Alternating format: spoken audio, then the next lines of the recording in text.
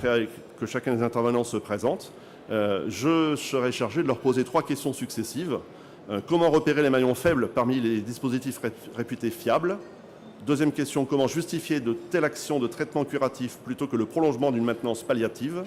Et troisième question, comment évaluer le degré d'efficacité de la remédiation retenue? C'est notre souci de travailler sur l'efficience. Aujourd'hui, est-on efficient dans la remédiation amiante? Bonjour Madame Guina. Bonjour. Donc Sabine Guina.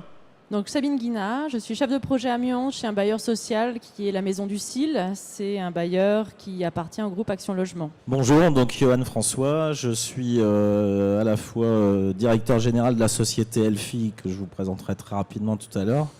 Donc organise notamment de formation dans le domaine de l'amiante, et je suis président du GIE, donc du groupement d'intérêt économique, qui donc participe avec Réseau A+, au village amiante.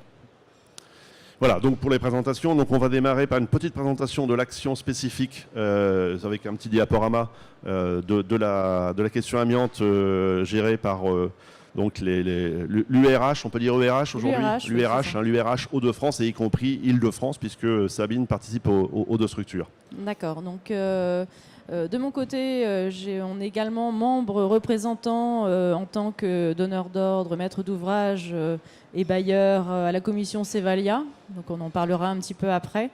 Donc là, ce que je veux vous présenter, c'est des démarches qui ont eu lieu sur l'Île-de-France et également sur les Hauts-de-France, puisque j'anime le groupe de travail des bailleurs sur cette thématique pour les Hauts-de-France.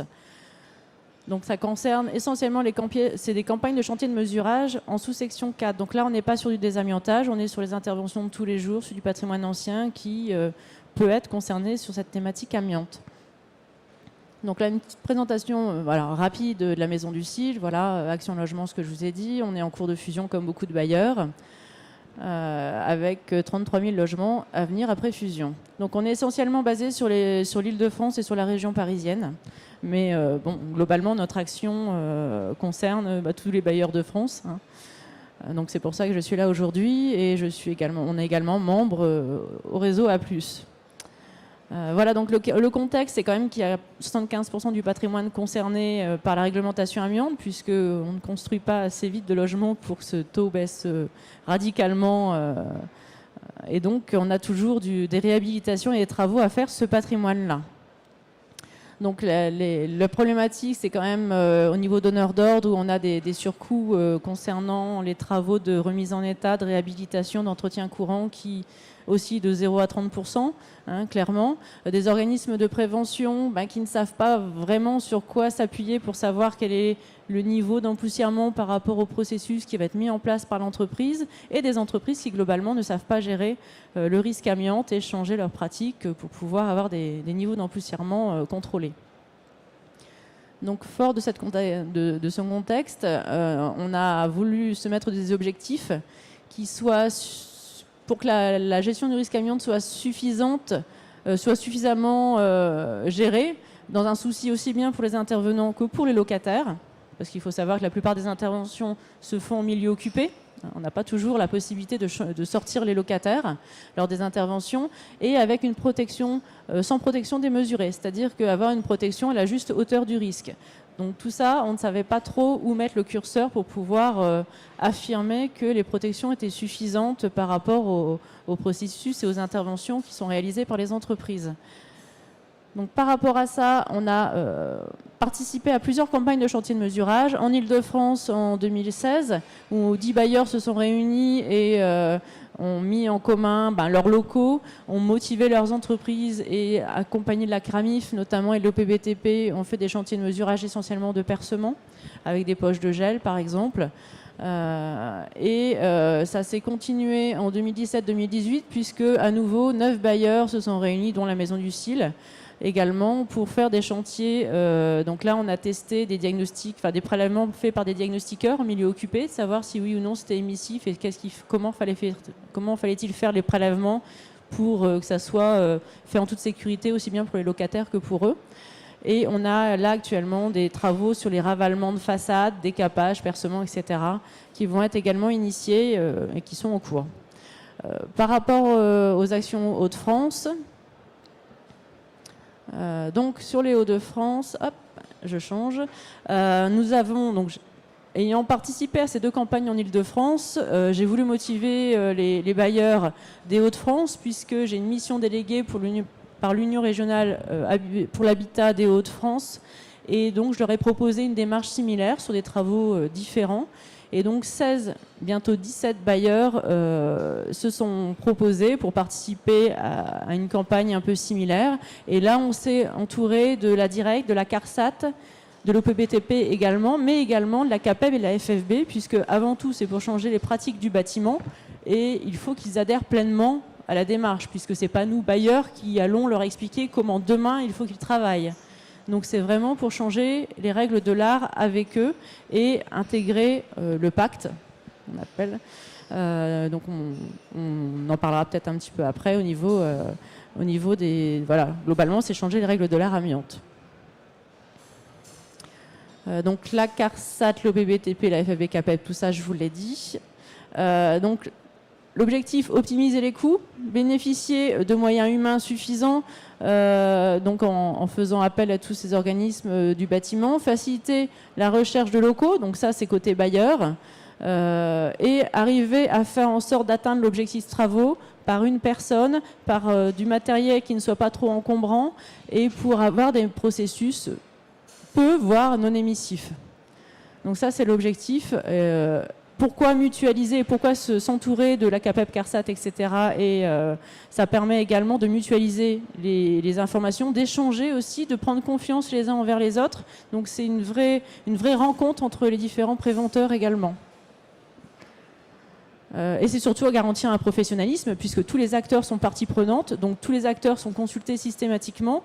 Donc à un moment, c'est difficile de remettre en cause tout ce qui est fait si tout le monde s'est mis d'accord. Donc le but quand même de cette démarche, c'est d'intégrer toutes ces données qui sont récupérées sur les chantiers de mesurage et qui seront intégrées à Carto, c'est-à-dire à une base de données sur laquelle demain les entreprises pourront s'appuyer pour dire moi j'adopte tel processus et du coup c'est tel niveau d'empoussièrement. Donc la campagne, on a voulu qu'elle soit courte, c'est une durée de 12 mois, avec quand même un budget de 240 000 €. Alors bien sûr, on a réussi à avoir des subventions, mais c'est quand même un budget assez conséquent qui est pris par les bailleurs.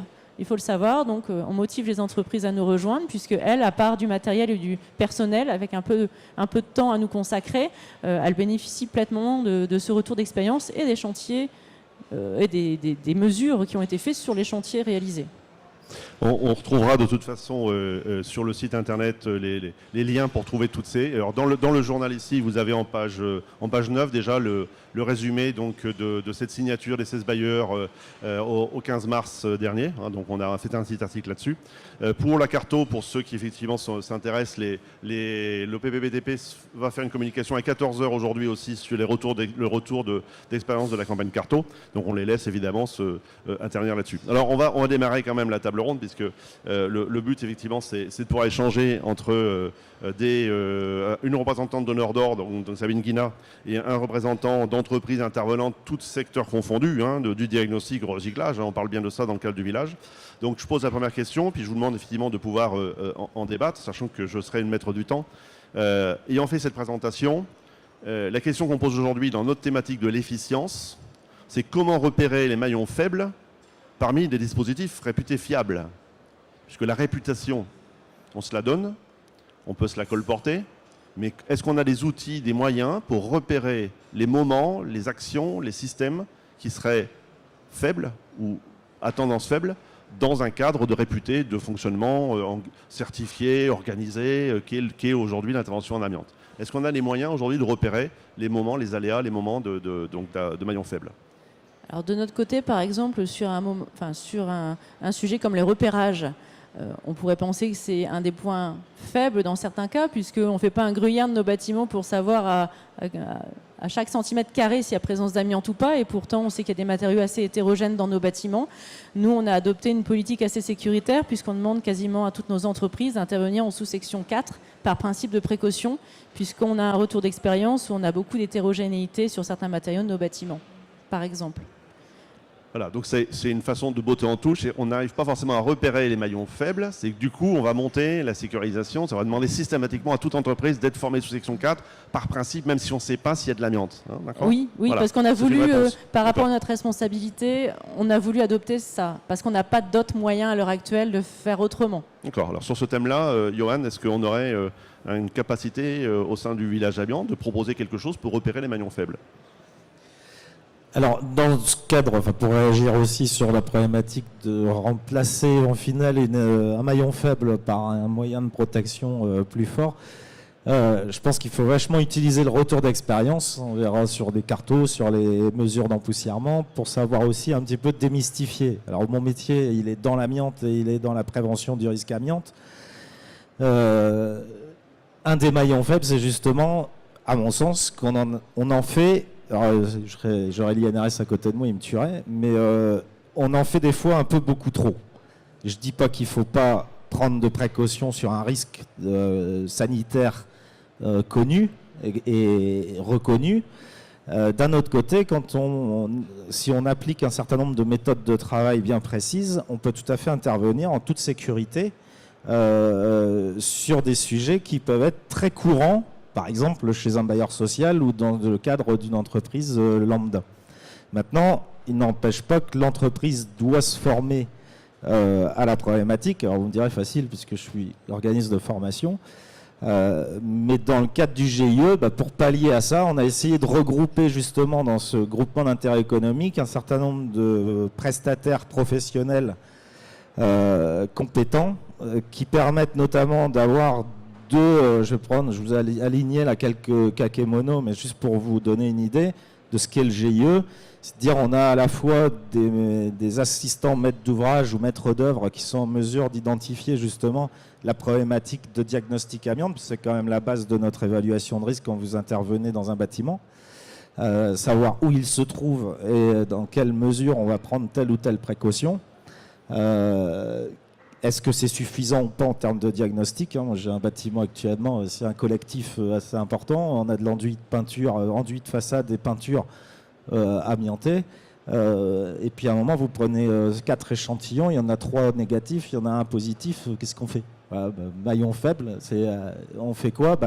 On peut se dire, on prend la partie, la tranche supérieure, et puis c'est tout, le bâtiment il est amianté, et puis on fait un confinement complet, et on en revient à avoir un coût.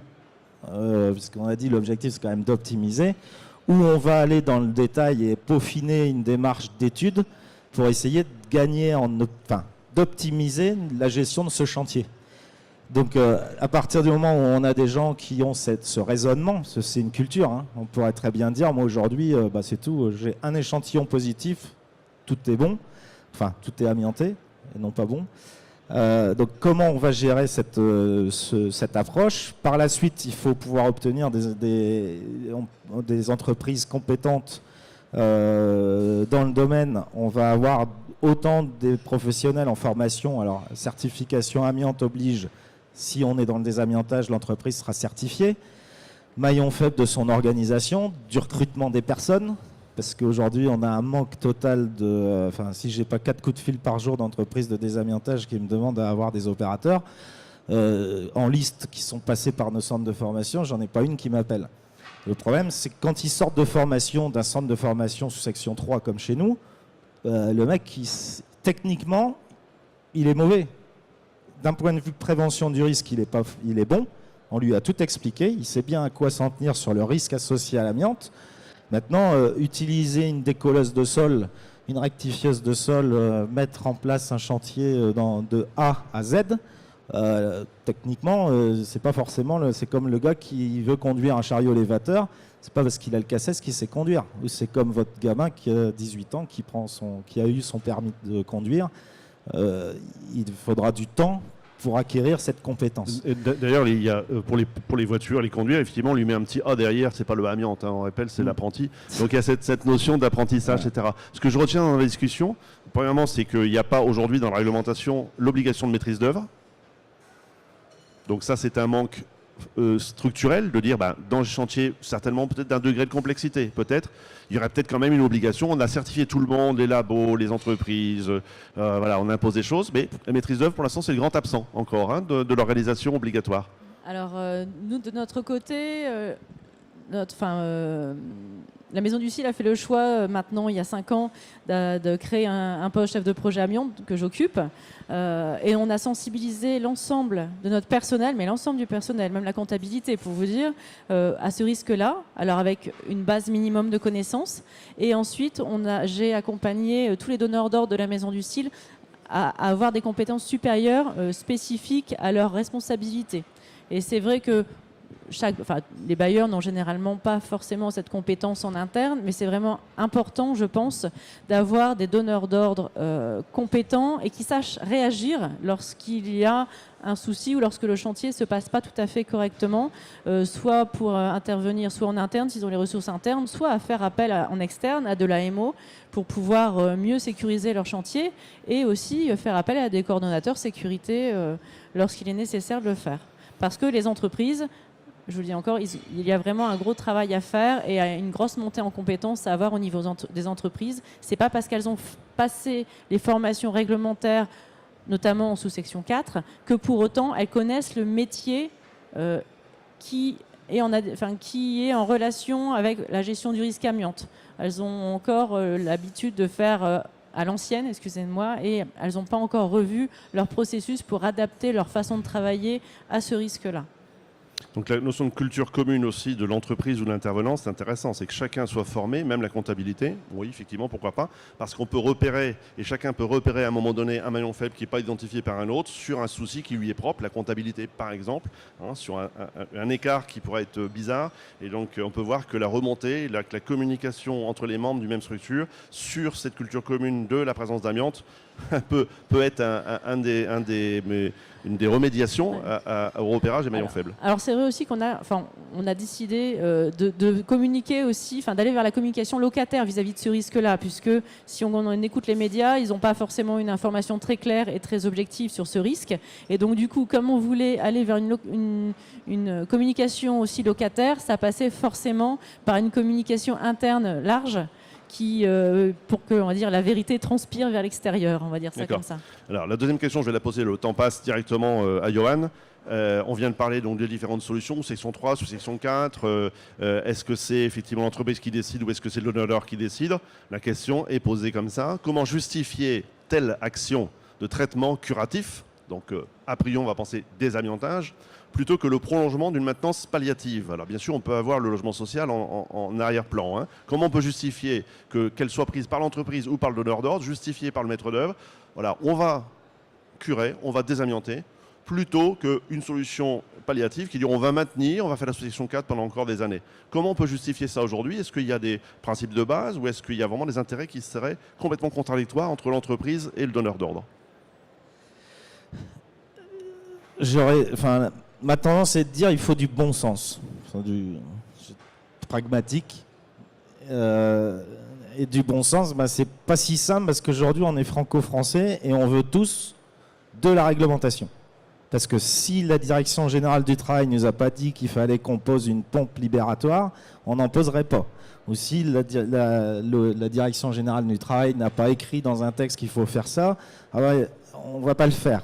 Donc on attend toujours qu'on nous donne un cadre pour pouvoir faire, et quand le cadre est un peu flou, on s'arrange systématiquement pour essayer de contourner la totale. Alors que le bon sens voudrait qu'on évalue tout simplement les risques. Et là-dessus, c'est pas sortir je dirais nos métiers de préventeurs et de prévention des risques. À la base, la réglementation qui date de début des années 90, 89 pour la loi et ensuite 91, sur le fait, pareil, on avait dit qu'il faut évaluer des risques. Personne ne sait évaluer un risque, donc on en est venu à dire qu'il faut faire un document unique. Et comment on va établir un document unique? Mon sens, c'est de dire, à partir du moment où le gars il monte sur un échafaudage sans garde-corps, a priori, vous avez un risque de chute de hauteur et le mec il peut se tuer.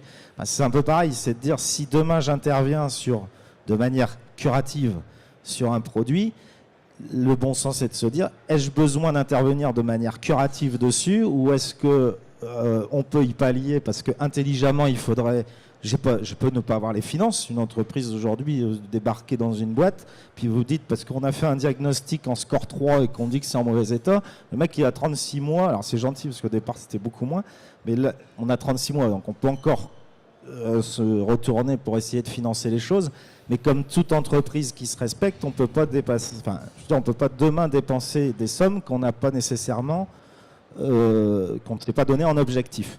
Donc clairement, j'ai pas réellement de réponse, si ce n'est de dire il faut l'évaluer, il faut défendre, parce qu'aujourd'hui beaucoup ont peur, ou des organismes de certification, ou des organismes d'audit, ou des COFRAC, ou de l'inspection du travail, parce qu'on va toujours essayer de mettre le taquet le plus haut possible en matière de prévention.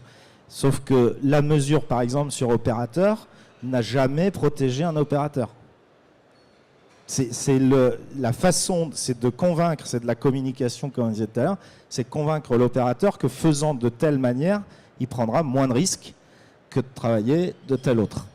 Voilà, donc réponse de la représentante des donneurs d'ordre, comment justifie en termes de programmation plutôt d'avoir une solution curative sur tel immeuble plutôt qu'une solution de maintenir et de faire de la maintenance a priori en sous-section 4? Alors c'est vrai ce qui se passe actuellement quand même, c'est que niveau financièrement parlant, c'est un peu compliqué de dire on va désamianter tous les bâtiments, clairement, parce que déjà on manque de logements sociaux, on nous demande d'en construire, et donc c'est compliqué de vider des bâtiments pour les désamianter. Financièrement, on n'a pas les budgets, clairement. En plus, avec la baisse des APL, j'en parle même pas, c'est un peu compliqué. Et se pose également la question du devenir de chaque bâtiment.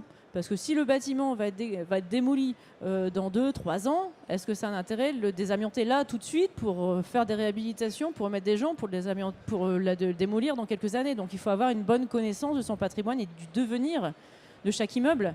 Donc clairement, c'est vrai que ça serait la solution de tout désamianter, de sortir tout le monde, tout désamianter, hop, on remet tout à neuf et on remet les gens.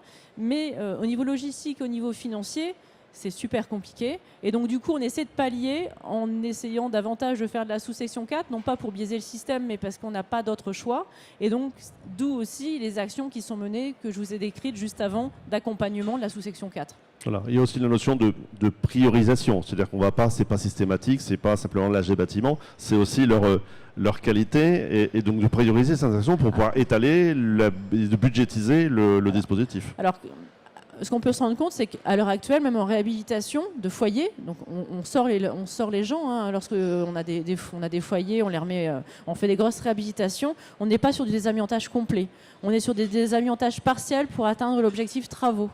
Donc on sélectionne ce que l'on va désamianter pour pouvoir faire l'opération quand même, puisque si on désamiantait tout, on n'arriverait plus à rentrer notre budget et on n'aurait plus les moyens financiers pour réaliser tout ce que l'on espérait faire dans ce bâtiment. D'accord, ok. Donc Johan, et après je poserai la dernière question. Sur le côté curatif, je vais quand même vous préciser, parce que je ne voudrais pas qu'on interprète mal mes propos.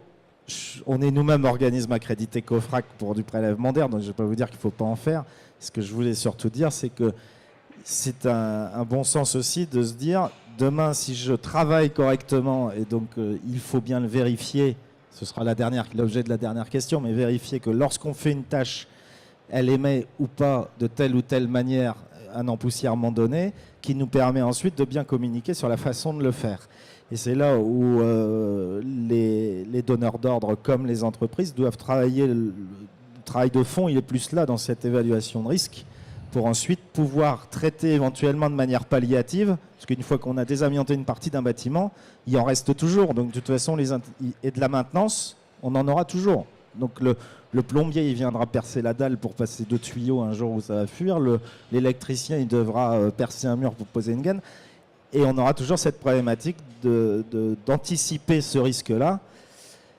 Et là, c'est chaque personne d'être responsable, de mettre à jour son DTA, d'être performant avec ses entreprises et les entreprises elles-mêmes d'y prêter beaucoup plus d'attention qu'elles n'en prêtent aujourd'hui. Voilà. Ok. Donc, dernière question, mais c'est dans le fil, c'est préparé comme ça. Pour rebondir et pour terminer sur cette notion d'efficience, on va parler d'efficacité avant de parler d'efficience. L'efficacité d'une tâche individuelle, on peut peut-être, par rapport aux organismes qui sont certifiés, donc les certificateurs, on ne va pas la mesurer dans l'instant, on va la mesurer un certain temps après. L'ensemble des acteurs peuvent effectivement prévoir un système d'évaluation de l'efficacité quand on passe le relais le maître d'œuvre, l'entreprise, le SPS, les examinateurs visuels. Donc on a des moments où chacun peut faire son travail. Ok, mais est-ce que c'est ça qui est intéressant, l'efficacité de la tâche ou l'efficacité de l'action complète? Est-ce qu'on mesure aujourd'hui, est-ce qu'on a les moyens de mesurer l'efficacité de l'action complète et non pas de chacune des tâches? C'est un travail de titan, quoi. Effectivement, si on peut déjà commencer par évaluer la tâche et être sûr que ça soit bien fait, ce sera déjà une bonne chose. D'un autre côté, toujours pareil, c'est qu'il faut des équipes comme les maîtres d'ouvrage, comme nous, il faut être bien entouré de personnes qui ont et de communiquer ensemble. On en parlait tout à l'heure au GIE avec notamment par exemple des Moldiag ou autres. Il y a des synergies à faire et des transferts de compétences à avoir. Il faut savoir partager les choses, même sur les résultats en cartographie qui peuvent être faits, pour s'en servir de retour d'expérience. Et c'est que comme ça qu'on améliorera. C'est du principe de système qualité pour arriver à une efficience. D'accord. Est-ce que dans les logements sociaux, on va mettre en place la carte du logement, la carte d'identité du logement? Est-ce que c'est en revenu au goût du jour? Avec la loi Elan, on en parle. Elle verra, c'est le yo-yo. Hein, elle est retirée, elle est remise, elle est retirée, elle est remise. Est-ce que cette carte du logement pourrait être un moment technique pour au moment de la réhabilitation, vérifier l'efficacité de la dispositif ou pas? Alors, ce qu'il faut savoir, c'est qu'au niveau... alors, chaque bailleur essaie de se débrouiller comme il peut pour gérer les données amiantes de son patrimoine. Tout le monde n'est pas encore doté de tous les outils nécessaires pour le faire. Nous, en interne, on a développé un module pour pouvoir avoir une vision synthétique de toutes les données amiantes sur un patrimoine donné. Donc on l'a aussi bien pour les parties communes que pour les parties privatives. Donc quelque part, la fiche, on l'a déjà. Après, c'est plus la communication en interne de savoir s'en servir et de diffuser ces informations à toutes les personnes, tous les acteurs qui peuvent en avoir besoin. Et c'est surtout avoir vraiment une chaîne de compétences en fait lorsqu'il y a des travaux à réaliser, afin qu'à un moment, s'il y a un oubli d'un des maillons, qu'il soit récupéré par le maillon d'après. Donc vraiment se doter de personnes aussi bien en interne qu'en externe, d'entreprises compétentes, que de donneurs d'ordre compétents, c'est vraiment très important, puisque s'il y a un loupé, même au niveau du donneur d'ordre, ce qui peut arriver, l'entreprise derrière va réagir en disant « mais attendez, il nous manque quelque chose, quoi. On a oublié quelque chose ». Et donc du coup, c'est beaucoup plus facile, une fois la mise en œuvre, d'avoir réfléchi à tout ça en amont, et du coup, le chantier se passe beaucoup mieux. D'accord. Alors, il y a un outil qui existe dans l'amiante qui est le BSDA, pour suivre les déchets. Alors, on ne dit pas, on ne mesure pas facilement l'efficacité, on mesure au moins le chemin et le cheminement.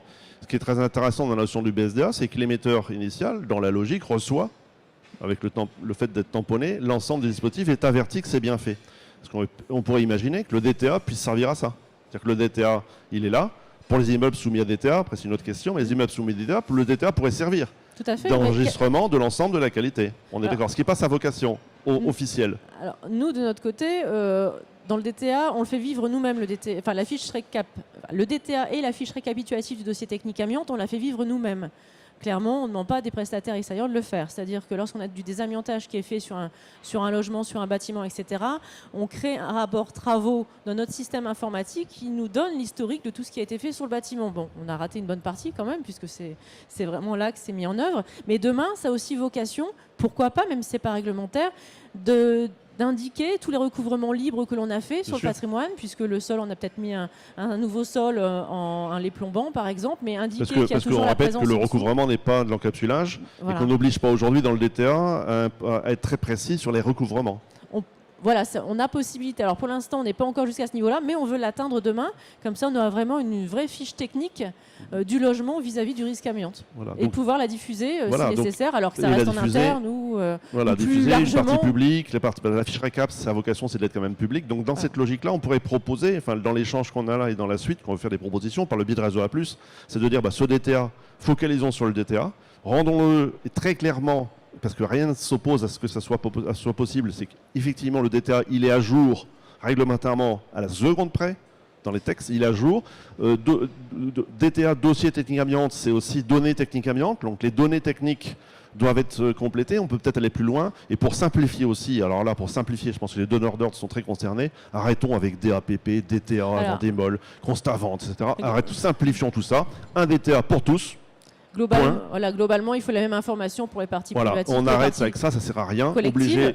Mais pour autant, c'est on ne peut pas non plus nous obliger à aller rechercher tous les matériaux possibles dans un logement, puisque ça nous coûterait trop cher. Mais par contre, tous les diagrammes amiante avant travaux et toutes les données que l'on aurait pu récupérer lors de ces différents rapports, actuellement, nous le mutualisons déjà en interne et nous le capitalisons. Mais ce qui est un petit peu dangereux, je dirais, c'est de diffuser largement toutes ces données-là, ferait que... Un exemple concret. J'ai une chargée de clientèle qui m'a dit, écoutez, moi, on a fait un diagramme amiante avant travaux dans ce logement-là. Je suis embêtée parce que la petite dame avec ses enfants, je l'ai rentrée dans le logement et je lui ai pas dit que ce mur-là, il contenait de l'amiante. Je sais parce que j'ai fait un diagramme amiante, il contient de l'amiante, celui-là. J'aurais dû lui dire. Je lui dis non, t'as bien fait. Alors là, choc.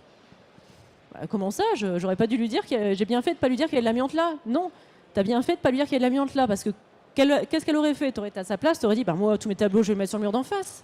Le mur d'en face, j'ai pas d'informations, il est peut-être lui-même amianté, j'en sais rien.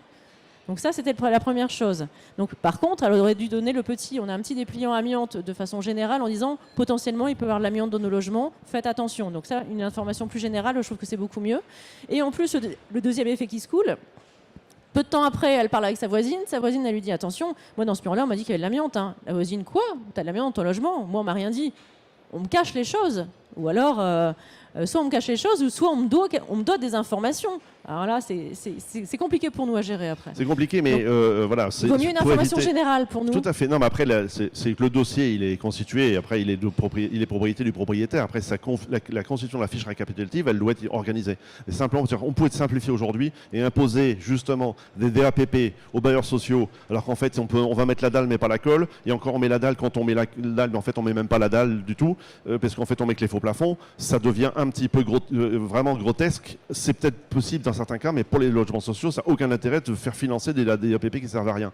Donc c'est ça aussi qu'on veut dire, c'est on peut simplifier les choses, on peut avancer vers des simplifications qui peuvent aussi être plus efficientes.